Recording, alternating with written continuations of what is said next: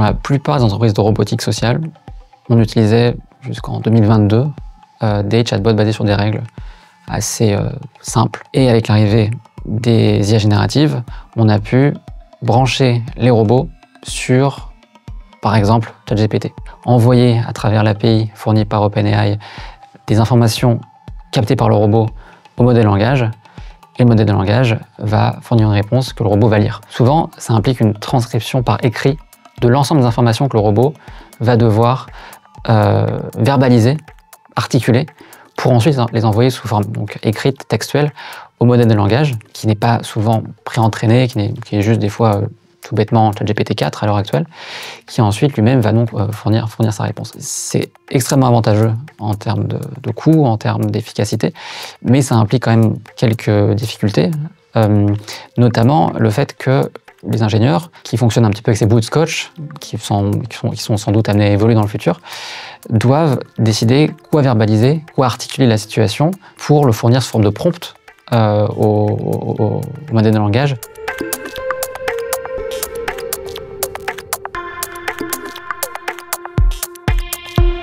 Beaucoup des pratiques typiques qu'on a entre humains en conversation et qui nous font considérer une conversation instinctivement comme intéressante, pertinente, normale, ordinaire, ne vont pas être manifestées et exécutées par des IA. Ça ne veut pas dire que les IA ne sont pas meilleures qu'avant, mais ça veut simplement dire qu'on a encore une marge de manœuvre. On a même une bonne marge de manœuvre pour produire certaines pratiques que je peux lister. Par exemple, l'une d'elles, ce serait le fait de manifester qu'un sujet de conversation s'étiole. Entre humains, on va souvent, à la fin d'un sujet de conversation, dire « ouais, qu'est-ce que tu veux, c'est comme ça ». Notre interlocuteur va des fois répondre « ouais ». Nous-mêmes, on va répondre à nouveau « ouais ».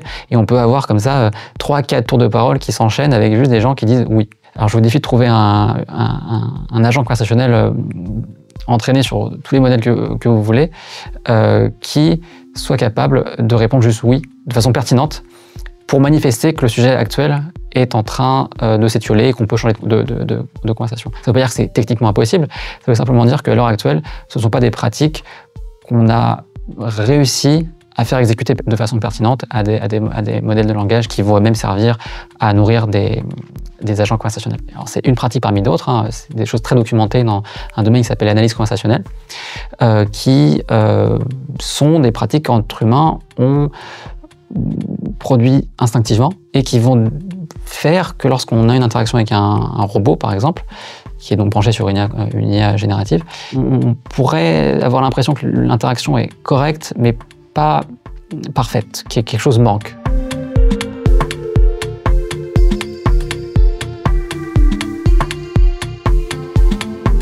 Un enjeu assez spécifique aux linguistes ou aux sociologues qui étudient des interactions naturelles entre des robots et des humains, c'est la question de la compétence de l'IA et donc du robot qui est branché sur cette IA. Mettons qu'on observe une situation dans une culture qui n'est pas forcément la nôtre où un humain va demander à un robot « est-ce que tu peux danser ?»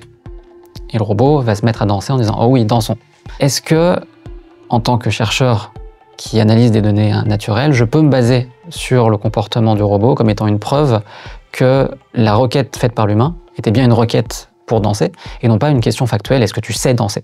L'humain a posé cette question et le robot l'a interprétée comme étant donc une requête, puis s'est mis à danser. Et derrière cette situation un peu simple, qu'on a observé d'ailleurs assez souvent à la Cité des Sciences dans un corpus de vidéos, se pose la question, est-ce que l'IA est compétent au sens d'un membre ordinaire de la société?